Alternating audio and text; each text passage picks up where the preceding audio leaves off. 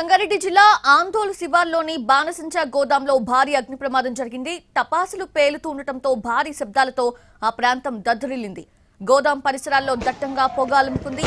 రంగంలోకి దిగిన అగ్నిమాపక సిబ్బంది ఫైర్ ఇంజిన్లతో మంటలను ఆర్పుతోంది. టపాసులు కాలి బూడిద కావడంతో భారీగా ఆస్తి నష్టం జరిగింది. అయితే గోదాంలో ఫైర్ సేఫ్టీ నిబంధనలు పాటించడం లేదని తెలుస్తోంది.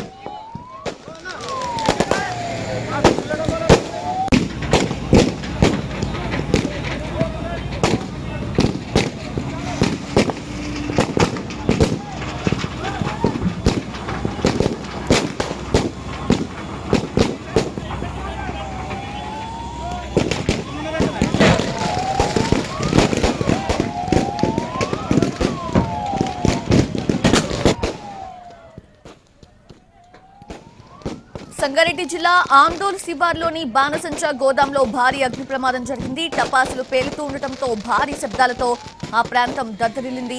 గోదాం పరిసరాల్లో దట్టంగా పొగాలముకుంది. రంగంలోకి దిగిన అగ్నిమాపక సిబ్బంది ఫైర్ ఇంజిన్స్ తో మంటలను ఆర్పుతోంది. టపాసులు కాలి బూడిద కావడంతో భారీగా ఆస్తి నష్టం జరిగింది. అయితే గోదాంలో ఫైర్ సేఫ్టీ నిబంధనలు పాటించడం లేదని తెలుస్తోంది.